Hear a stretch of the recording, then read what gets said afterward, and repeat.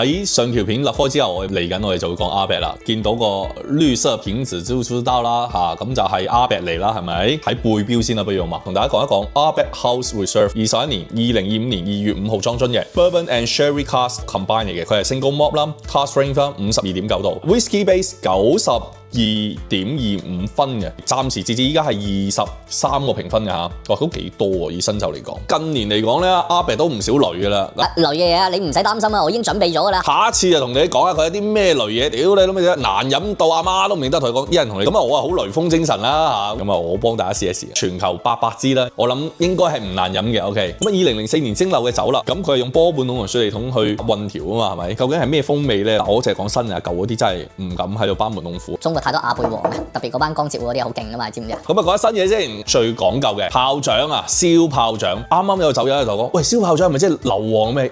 呢啲唔係交流啦，真係有少硫磺嘅味道，係啦，冇錯啦。新嘅 Ardbeg 都有呢陣味嘅，好標誌性嘅。咁飲 OB 咧，記住一定係要 taste 到佢嘅標誌性味道啦，係咪？係咪？一問先，哇，係炮仗味好出喎，哇，好似啱啱新年燒炮仗喎，草藥嘅感覺好出啦，乾果啦，海鹽啦，乾檸檬啦，之後石屎路啦嚇，全部齊晒嘅 ，OK 啊。而且呢支酒咧，佢喺冇加水嘅情況底下咧，酒精感都壓得好好啊，呢支酒啊，可以喎呢支。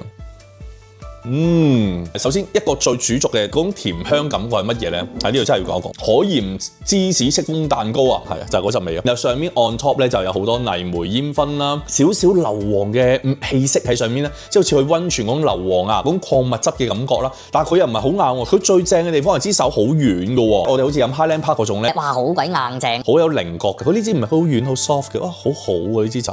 嗱，我飲完咧，成個口腔咧係有陣草藥感喺度嘅，嗰種草藥感係慢慢散開咧，然後泥煤又托翻上嚟，啲泥煤煙燻炭嗰啲，好舒服啊！呢支酒可以喎，唔怪之咁高分。呢支酒依家市面嘅價錢應該係6500到7000蚊之間嘅，分享就悉數賣晒㗎啦。會唔會開多支咧？係唔會嘅。我哋留翻個機會飲下第二啲酒啊嘛，係咪？想試下我哋嘅分享評，記得要關注我，或者私信我，加下我，拉你入群，一齊飲好嘢。